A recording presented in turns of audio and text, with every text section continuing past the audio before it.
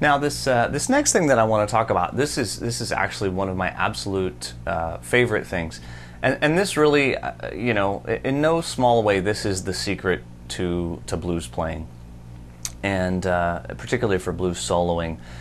This technique or this approach is really, I think, the crux of getting a really cool happening blues sound when you solo and when you improvise. And what we're going to talk about is mixing together the major blues sound and the minor blues sound. And remember, as we talked about now, I'm going to take the key of G here, and I'm going to play the major blues scale. So that's going to be box 2 starting on G.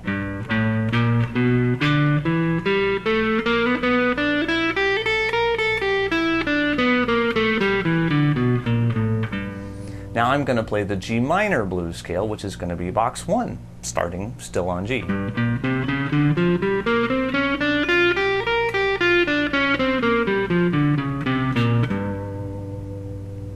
Okay, now there's a very simple rule here, and if you use this when you play your 12-bar blues, it's going to completely change the way you play instantly.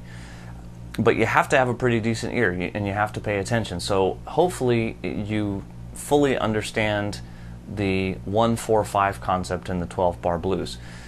Just to recap, you know, we have, like in the key of G, we'd have a G7 would be the 1 chord, a C7 or some type would be the 4 chord, and a D7 would be the 5 chord. Now, if you don't fully understand what the 12-bar blues is and how that all works, go back and go through that again. Make sure that it makes complete sense to you. Because the rule that I'm going to tell you here very much revolves around it, and it's this. When the 1 chord is going on, so in the traditional blues, that's the first 4 bars, and not the second 2, but the bars 7 and 8. So bars 1 through 4 and 7 and 8 are where the 1 chord is going on, and also briefly in bar 11. At those times, you can use the major blues sound or the minor blues sound. I recommend using the major more than the minor. Okay, so for example, while the G chord is going on in my blues, I'm going to use box 2, the major blues sound starting on the G. But as soon as bar 5 comes along and the 4 chord comes along, I'm going to switch to G minor blues. And over the 4 and the 5 chord, you always play the minor blues sound. You don't get your choice. It's always minor. And it still starts on G.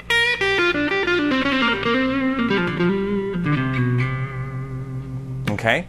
So, 1 chord, major or minor, more often major than minor. 4 and 5 chord, always minor.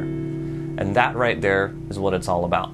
Now, if you don't feel comfortable doing this, here's a way to practice it. Start on G and do ascending in box 2,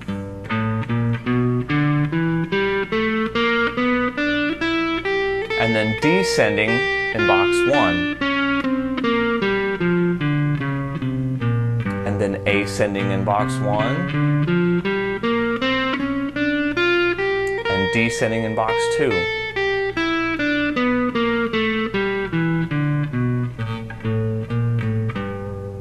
And that should start to get you a lot more comfortable with switching between the two sounds. You don't have to do anything special. You don't have to get out of position. You can. For example, while I'm playing box 1 here,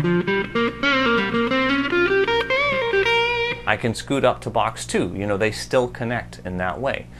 You don't have to, but you certainly can, and it, you know, adds a lot to your solos. So don't feel intimidated by that. Likewise, when I'm playing the major blues sound and I'm playing box 2 here, I could go down to box 1.